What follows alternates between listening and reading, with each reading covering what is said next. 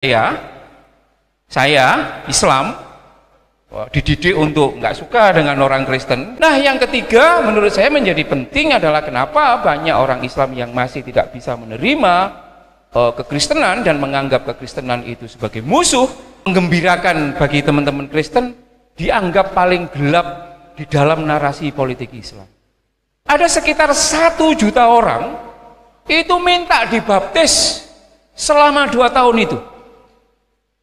Salah satunya karena gara-gara peristiwa 65. Bayangkan ibu bapak, orang Islam itu kan paling gopoh kalau ada orang yang awalnya dianggap Islam terus kemudian live di TikTok, dibaptis secara live, itu kan pasti akan dilaporkan polisi itu. 1-2 orang. Ini hampir 1 juta orang itu minta dibaptis. Kiai-kiai pada waktu itu ndelok itu karo ngersolo ibu bapak. Ya Allah. Jagalah hati dengan segala kewaspadaannya, karena dari situlah tergambar atau terpancar kehidupan. Haleluya, puji Tuhan. Bagaimana kabar saudara hari ini? Kami percaya dan doa kami selalu, saudara selalu dalam keadaan sehat dan diberkati oleh Tuhan. Terima kasih saudara telah terus mengikuti kami, dan kami percaya saudara diberkati dengan setiap tayangan dalam channel kami ini. Saudaraku, saya ingin menceritakan suatu cerita yang luar biasa kepada saudara yang berhubungan dengan video yang akan kita sama-sama tonton sebentar lagi. Di zaman pemerintahan Ahasveros, seorang raja yang begitu besar, seorang raja yang daerah kekuasaannya dari India sampai ke Ethiopia. Saudara, ada satu benteng yang sangat terkenal pada zaman pemerintahan Raja Ahasveros tersebut, yaitu benteng Susan. Dalam kepemerintahannya di tahun-tahun pertama, dia mengalami kekecewaan, dan akhirnya singkat ceritanya, maka ada seorang wanita keturunan Yahudi yang kemudian menjadi pramugarinya. Saudaraku yang terkasih dalam Tuhan, keberhasilan orang Yahudi atau orang Israel masuk ke dalam pemerintahan Raja Ahasveros menimbulkan kecemburuan yang sangat dalam di beberapa petinggi-petinggi yang merupakan asli daripada penduduk yang merupakan daerah kekuasaan dari Raja Ahasveros ini. Kita tahu bersama bahwa orang Israel hanyalah sebagian atau orang-orang tawanan yang ditawan oleh raja sebelumnya. Keberhasilan mereka menduduki tempat yang cukup strategis dalam pemerintahan Raja Ahasveros kemudian mendatangkan kecemburuan yang dalam dan akhirnya menimbulkan persepakatan untuk membinasakan mereka. Tetapi saya ingin beritahu kepada saudara seberapa besarnya kekuatan atau detailnya rencana untuk membinasakan orang-orang Israel dalam kerajaan Ahasveros tersebut tidak pernah bisa berhasil karena ada Tuhan yang menjadi pembela mereka. Dan di zaman para rasul-rasul, termasuk Rasul Paulus, Petrus, ketika mereka memberitakan Injil di Yerusalem, para pemimpin-pemimpin, ahli-ahli Taurat, tua-tua orang Yahudi, dan orang-orang Farisi, dan lain-lain, para pemimpin agama lain-lain, mereka juga bersepakat untuk membinasakan rasul-rasul itu, karena mereka berkata, lihat, mereka telah memenuhi tempat ini dengan nama Yesus. Saudara, rancangan-rancangan yang sangat strategis yang dibuat oleh para tua-tua dan imam-imam kepala ini tidak juga mampu untuk membinasakan rasul-rasul yang memberitakan nama Yesus. Kenapa, saudara-saudara? 2 hal yang saya ceritakan tadi, 2 contoh kasus yang saya beritahu kepada saudara tadi, mereka tidak pernah berhasil untuk memberangus atau untuk menghentikan pemberitaan tentang Yesus Kristus kepada segala makhluk. Pertama, karena berita atau perintah untuk memberitakan Injil ke segala makhluk supaya mereka percaya, bertobat, dan dibaptis kemudian diselamatkan adalah perintah yang disertai dengan kuasa oleh Tuhan kita Yesus Kristus. Yang kedua adalah mereka yang melakukan berita itu, pembawa berita itu adalah orang-orang yang tidak pernah memikirkan tentang bagaimana nasib dan penghidupan mereka, tetapi mereka secara all out menyerahkan diri mereka kepada Tuhan, dan Tuhan kemudian membela pemberitaan mereka atau membela dalam tanda kutip kenekatan mereka itu. Demikian juga yang ketiga adalah iman mereka. Iman yang benar, beriman kepada Allah yang benar, beriman kepada Tuhan yang benar, yang membuat mereka kemudian selalu dibela oleh iman mereka itu, oleh yang mereka imani itu, selalu datang dan menjadi pembela mereka. Kekristenan berusaha untuk terus dihalau dari negeri ini, ya, dalam tanda kutip. Kekristenan berusaha untuk ingin dihancurkan, tetapi sekali lagi kekristenan terus berhasil keluar dan dapat meloloskan diri dalam rancangan-rancangan jahat itu. Saudaraku, karena tiga hal tadilah yang membuat kekristenan itu tetap bertahan, bahkan telah memulai suatu gerakan-gerakan yang menakutkan bagi orang-orang yang menentangnya. Ada sebuah inovatif yang luar biasa yang menggetarkan hati daripada orang-orang yang berusaha membinasakannya. Saudaraku yang terkasih dalam Tuhan, bersyukur kita kepada Tuhan karena kita adalah umat-umat pemenang. Alkitab berkata, kamu akan menjadi lebih daripada pemenang, bukan sekadar pemenang, tetapi lebih daripada pemenang. Saudara, mari kita ikuti bersama-sama tayangan berikut ini. Ya, saya Islam dididik untuk nggak suka dengan orang Kristen karena menganggap Gusti ini orang Kristen piro mbak? Gak wani jawab, karena kita tahu jawabannya apa. Nah, ini saya diundang untuk mengapresiasi, ya, mengapresiasi sesuatu yang rumit, yang bahkan para pendeta saja juga akan memilih untuk tidak mengambil itu ketika diundang oleh NU dan MUI untuk menjelaskan jane Trinitas iku piye to, Pak? 3 dalam 1, 1 dalam 3 iki piye? Nah, saya ketika diundang oleh beliaunya ini, aku bilang, ini kesukaanku ini. Nah, yang ingin saya katakan teman-teman sekalian, bahwa posisi Yesus di dalam Islam itu dengan nama lain Isa. Saya KTP-nya namanya Muhammad Ansori. Tapi kalau jenengan nanya ke sana, pundi gerane Pak Muhammad Ansori, nggak akan ada yang tahu. Oh, Aan yang rambutnya merah, mereka tahu. Jadi kalau nanya Yesus di ini, mereka pasti gini. Tapi kalau Isa Al-Masih, oh ngerti kabeh. Artinya satu orang, ya, satu person, tapi namanya banyak. Nah, di kami Yesus yang nama lain dari Isa Al-Masih itu dinarasikan sebanyak 25 kali di dalam Al-Quran. Kalau yang studi Al-Quran, nggih ngapunten nggih. Nabi saya Muhammad itu gak sampai 5, gak sampai 10, Mbak.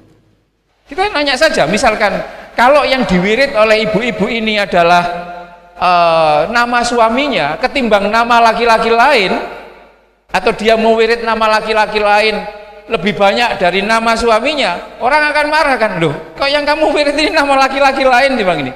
Yang ingin saya katakan bahwa di dalam kerangka Al-Quran itu sendiri, posisi Yesus itu, Isa itu sangat luar biasa.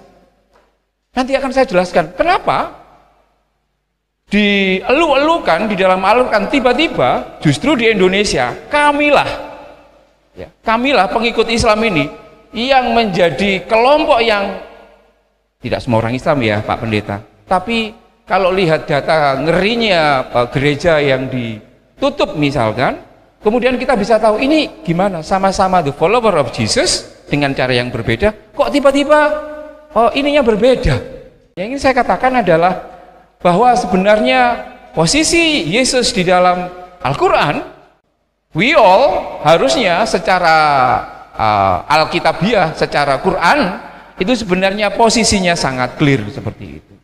Nah, sebelum saya akan ngomong kenapa kok kami menjadi sangat tidak suka dengan jenengan semuanya, saya ingin mengapresiasi betapa saya itu sangat berterima kasih kepada teman-teman gereja karena sudah mampu mendidik jemaat-jemaatnya itu dengan sangat baik, sehingga mereka menurut survei ini survei mahasiswa-mahasiswi seluruh Indonesia mengenai tingkat toleransi. Jadi mahasiswa-mahasiswi selain Islam, itu tingkat ketika disurvei itu tingkat toleransinya paling tinggi. Nah, sayangnya kami yang warna merah ini masih sangat intoleran. Kayak gitu. Artinya apa? Artinya bahwa pendidikan agama Kristen dengan perspektif Trinitarian itu ternyata mampu, mampu untuk mendorong warga jemaat ini untuk bisa berkontribusi secara konkret menyangkut soal toleransi. Nah terus umatmu iki piye?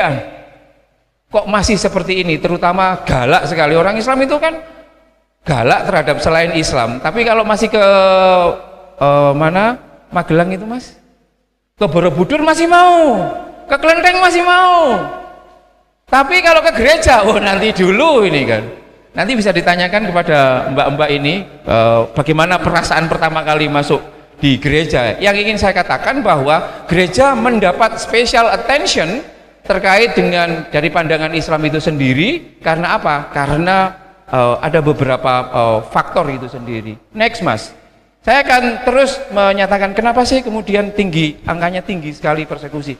Nanti masuk ke Trinitarian. Saya ingin seperti ini Bu Bapak.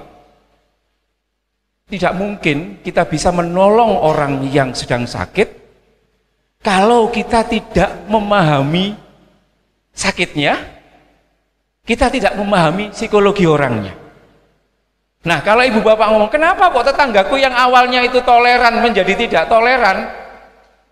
Itu kenapa dan lain sebagainya. Nanti ini akan menjadi bekal. Jadi, menurut saya itu salah satu kuncinya itu adalah ada beberapa faktor. Next, Mas.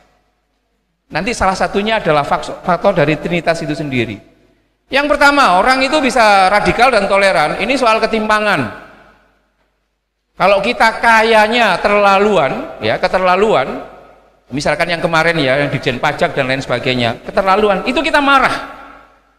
Biasanya ketimpangan sosial itu, yang marah itu kan yang menjadi korban, gitu kan mas? Tapi dalam konteks ini, konteks soal identitas agama ini, justru yang marah itu justru orang yang sudah melimpah. Orang Islam itu kan menguasai seluruh jagat politik loh. Nggak mungkin, belum mungkin ada presiden yang di luar Islam, itu belum mungkin. Artinya apa? Kami ini sebenarnya tidak tertindas, tapi kenapa ada orang yang tidak tertindas tapi kemudian malah berposisi sebagai orang yang selalu tertindas, ngamuk. Saya nggak tahu di Sragen ini, Sragen mungkin suatu saat bisa dicek ya, nanti kalau ada warga yang agak bagus ilmu politiknya mas, coba running menjadi calon bupati Sragen. Nanti kena isu SARA atau tidak kayak Ahok. Kalau nggak kena isu SARA, itu berarti kedewasaan teman-teman Sragen kuat. Meskipun nggak jadi bupati. NU nanti akan ngomong, ya apik gereja ya gereja, tapi ya tetap ya milih tetap sing podo-podo. Podo-podo kayak gitu. Jadi yang ingin saya katakan adalah bahwa kalau dulu ada teori bahwa yang tertindas itu yang melawan, dalam konteks ini berbeda. Yang berkelimpahan itu justru merasa dirinya terancam. Jadi ini apa? Dicek ternyata semuanya normal, tapi kok jek loro. Nah yang kedua, menurut saya orang itu bisa radikal, bisa intoleran itu kalau dia memiliki kadar angan-angan yang melebihi ambang batas. Kadar angan-angan terkait yang paling suci, yang paling murni, yang paling asli, yang paling benar. Itu kalau kadarnya keterlaluan, ia akan menyakiti orang lain. Merasa dirinya cantik, itu oke. Tapi merasa dirinya paling cantik, itu bermasalah bagi warga jemaat.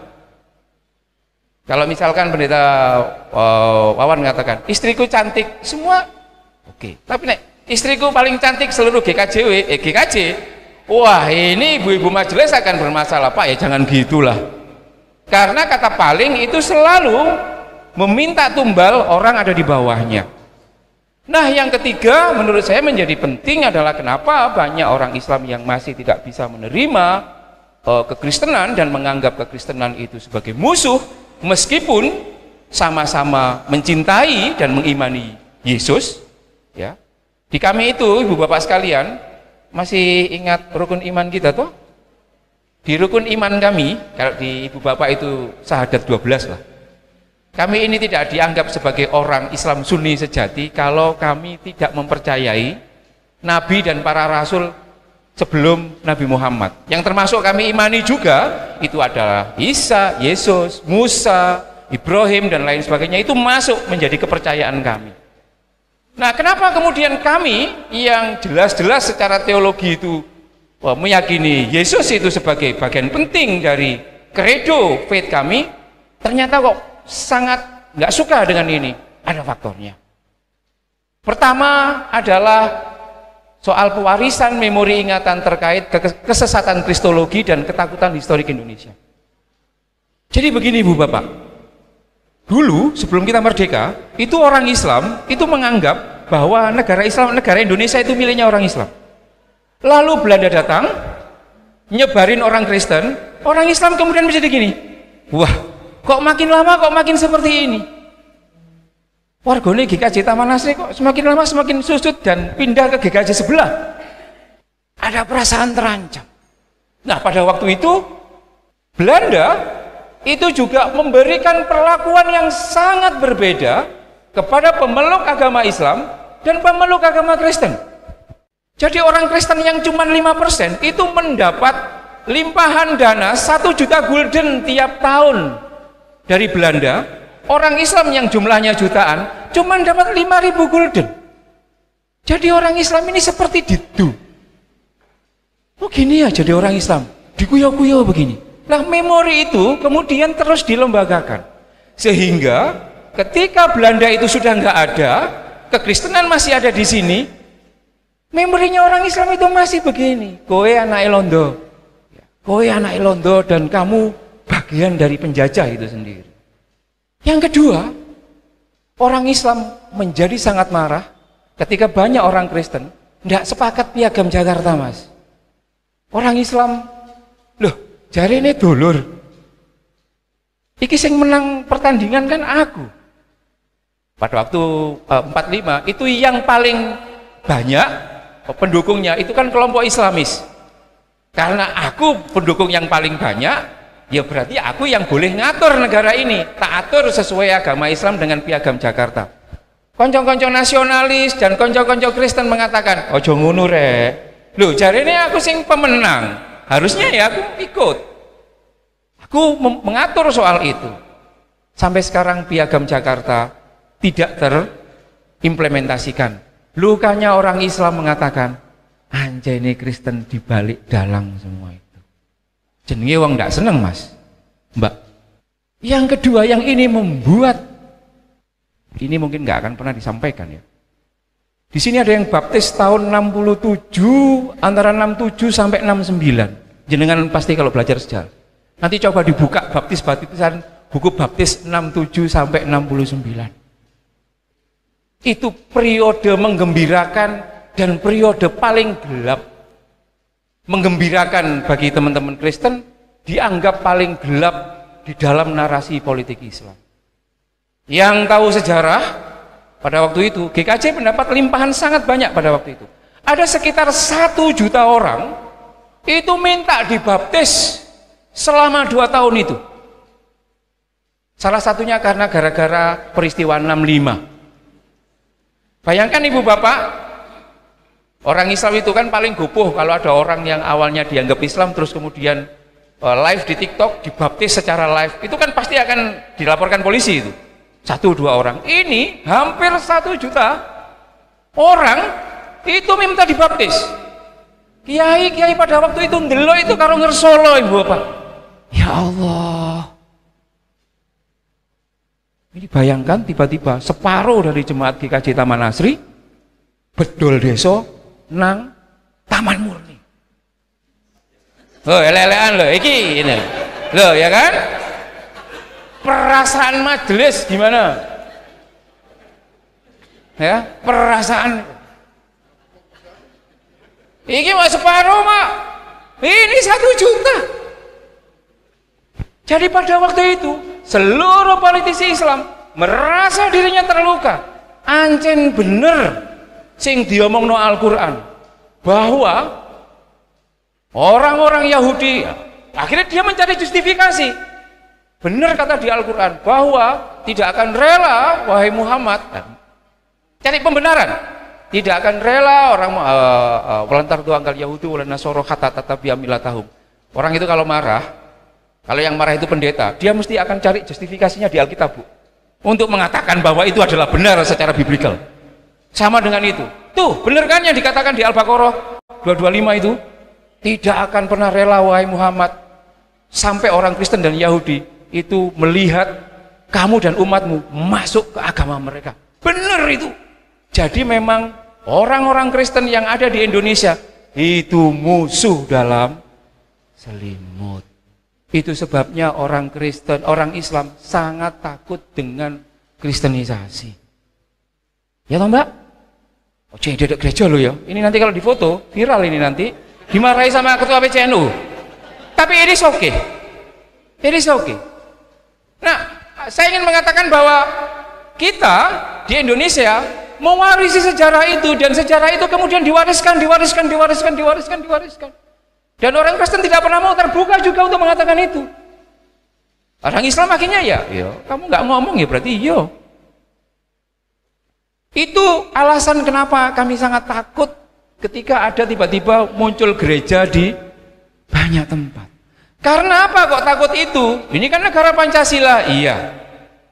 Di dalam tradisi kami didoktrin bahwa selain Islam, terutama orang-orang Kristen, itu adalah bagian dari. Karena apa? Karena menurut doktrin yang ada di kami, Gustine sampean semuanya itu tidak esa, tapi 3. Kami tidak pernah diajar soal Trinitarian. Kalau nggak percaya nanti sampean keluar aja di sini, ada tukang becak atau mbak-mbak penjual bubur. Anggap saja dia Islam, takon aja. Mbak, Gustine wong Kristen ini piro? Totoan piro? Totoan rokok gitu. Dia akan pasti ngomong 3. Bukan karena mereka ini, karena mereka nggak tahu, karena mereka nggak pernah dididik. Saya akan masuk kepada itu faktor sejarah di Indonesia. Kami pernah luka. Nah, yang kedua, teologi atau kristologi kami. Ingat ya Ibu Bapak, jangan dikira orang Kristen Trinitarian itu punya kristologi. Kami ini punya kristologi.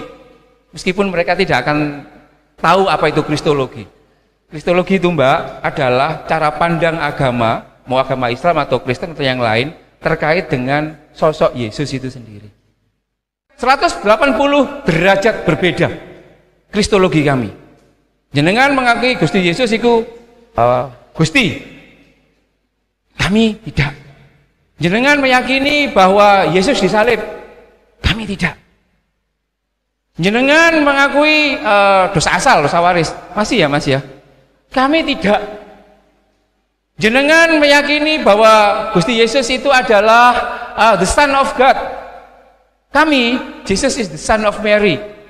Pokoknya kelompok Trinitarian ngomong A, aku kudu ngomong B. Pokoknya dibantah terus.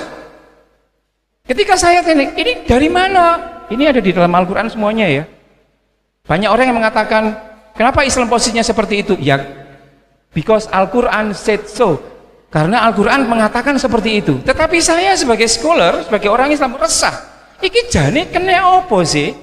Kok Al-Quran punya sikap yang sangat anti terhadap Trinitarian? Ini yang nggak pernah diajarkan ke kami, Pak. Mas. Next. Lalu saya mencari dan baru 2 tahun yang lalu ketemu. Jadi dulu sebelum 2 tahun yang lalu, saya ini masih menganggap bahwa ya sing di dalam Al-Quran ya itu benar, dan masih menganggap bahwa Tuhan kalian itu 3 dan lain sebagainya, meskipun bisa baik-baik saja. Begini Ibu Bapak, ini cerita saja sebelum Islam datang, cepat. Dulu itu ada puluhan cara untuk sebelum Islam datang, sekitar 300-an tahun 2000-an, 300 tahun 200-an, itu kekristenan awal banyak cara untuk mengagungkan Gusti Yesus. Banyak cara. Lalu kemudian apa? Dipilihlah salah satu cara sebagai pemenang, yakni kelompok Trinitarian. Nah, konsekuensinya selain kelompok Trinitarian itu akhirnya disesatin semuanya, Pak. Islam belum datang disesatin semuanya. Lah yang disesat-sesatkan ini kemudian hatinya sakit dan menyingkir ke semenanjung Arabia. Nanti di googling ya, Arabia Heresium Verak. Dulu ketika ada kelompok-kelompok bidat dan lain sebagainya, mungkin dalam doktrin kekristenan, itu yang tidak sepakat dengan Trinitarian, ini the follower of Jesus ya, itu menyingkir semuanya ke semenanjung Arabia, termasuk di wilayah Mekah dan termasuk di wilayah Madinah. Menyingkir di situ, lalu kemudian bayi kecil yang mungil yang bernama Islam itu tumbuh di Mekah dan Madinah. Bayangkan dikelilingi oleh para pengikut Yesus yang disingkirkan karena tidak sesuai dengan garis resmi bagaimana cara ngabekti nang Gusti Yesus. Bayangkan kalau saya dididik, ya, ayah saya katakanlah ya, anggap saja, ayah saya itu Jokower sejati. Lalu saya dipek oleh orang yang anti Jokowi. Kira-kira saya nanti outputnya kayak apa, Mas? Anti Jokowi. Islam itu selama puluhan tahun dirawat oleh kelompok-kelompok yang dulu bapak-bapak gereja kalian menyesatkan, itu dirawat. Saya kasih tahu, ketika Islam tidak mengakui Gusti Yesus itu sebagai Tuhan, tapi mengakui sebagai manusia yang sangat luhur, itu tidak genuine Islam, Ibu Bapak. Dulu ada orang namanya Santa Athanasius, orang terdiknya itu, dia meyakini bahwa Gusti Yesus itu dia manusia pilihan, tapi derajatnya itu di bawah Gusti Yesus. Kami mengambil dari Arian. Lalu kami tidak percaya Gusti Yesus itu disalib. Itu sebenarnya enggak genuine Islam. Karena ada sekte yang disesatkan pada waktu itu, kemudian punya cara pandang seperti itu. Yang ingin saya katakan begini, Ibu Bapak sekalian, bahwa kita ini seperti apa ya? Orang Islam itu mungkin seperti Ismail di dalam Alkitab. Selama Abraham itu hanya mau mengakui Ishak sebagai anaknya saja, tapi mengabaikan Ismail tidak sebagai anaknya, sampai kapanpun Ismail akan terus menyatakan, Pak, aku iki yo jladrenmu, meskipun aku tumbuh dan lahir dari budak. Jadi yang ingin saya katakan adalah, yang sekarang melakukan persekusi dan lain sebagainya dalam wajah dan casing Islam itu sebenarnya adalah representasi dari dulu yang oleh bapak ibu, bapak gereja, ibu bapak awal gereja itu sesatkan, sekarang menubuh dan mendaging di dalam Islam itu sendiri. Sehingga implikasinya adalah semakin kemudian komunikasi ini tidak terselesaikan, ini semakin hari akan semakin rumit. Ini ngomong soal berelasi itu sendiri. Ini beberapa, kalau mau baca ya, dianggap saya nanti hoax dan lain sebagainya. Ini silahkan, kalau mau PDF-nya tak kasih nanti. Next mas. Nah, cara saya menemukan Trinitarian, bahwa Trinitarian itu tidak salah. Ibu bapak, ini KTP-nya Mbak Ita. Pertanyaannya, KTP ini Mbak Ita bukan? Ibu bapak, KTP ini, ya, ini kan saya ambil dari Mbak Ita. KTP ini Mbak Ita bukan? Dia punya perasaan, KTP tidak punya. KTP ini Mbak Ita bukan? Bukan, Mbak. Bukan. Bukan. Terkait pertanyaan apakah KTP ini Ita atau bukan, ada 3 jawaban. Jawaban terbanyak adalah jawaban jenengan. KTP ini bukan Ita. KTP ini 100% kertas, 0% Ita. Betul. Lalu ada pendapat yang kedua. Pendapat yang sangat berlawanan. KTP ini adalah 100% Ita. Yang kau lihat sebagai kertas itu halusinasimu aja. Jadi ada orang yang berpandangan bahwa pandangan kedua mengatakan KTP ini itu 100% Ita. Yang kamu lihat ini kertas itu cuman kamu sedang berhalusinasi saja. 2 kelompok ini nggak ketemu. Datanglah kelompok yang ketiga. Idik. Wes timbangannya kamu gegeran, ya bacok-bacokan. Wes tak kei jawaban. KTP ini 100% kertas, 100% Ita. Jokowi itu, Pak Luhut itu, Jokowi bukan? Oh bukan. Loh, tapi kan kita tidak bisa melihat kapan dia jadi Jokowi dan lain sebagainya. Soal KTP, Yesus itu Allah bukan? KTP itu Ita bukan? Jawabannya juga ada 3. Mengacu dengan jawaban kolom KTP loh ya. Enggak mas, Gusti Yesus itu punya darah, punya rasa sakit dan lain sebagainya. Allah tidak. Persis jawaban jenengan ketika kolom KTP itu Ita atau bukan. Itu satu jawaban. Jawaban yang kedua, ini yang sangat pro Gusti Allah mengatakan, Gusti Yesus itu 100% Gusti Allah, 0% Yesus. Yang kamu lihat itu darah dan dagingnya ganteng, itu cuman halusinasimu aja. Lalu karena ini nggak ketemu, datanglah Santo Athanasius. Pasti tahu, dia datang. Wes gini saja, ketimbang kalian gegeran, ya, Gusti Yesus itu 100% manusia, 100% Gusti. KTP ini 100% kertas, 100% Ita. Trinitarian itu ada di kelompok yang mana yang benar? Bagi saya ini cuma sekedar cara saja. Pilih cara yang kalian anggap paling cepat mendorongmu untuk mengasihi sesama.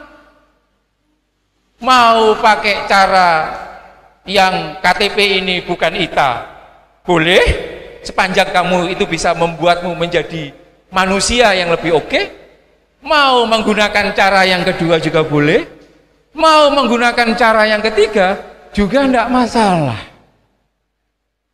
Jadi bagi saya lebih mengatakan bahwa pendekatan Trinitarian yang salah satu kredonya mengatakan KTP ini 100% kertas dan 100% Ita, Yesus itu 100% manusia dan 100% Gusti, itu menurut saya adalah jawaban yang sangat cerdas, jawaban yang sangat pintar, terobosan supaya dua pihak ini tidak terus gegeran.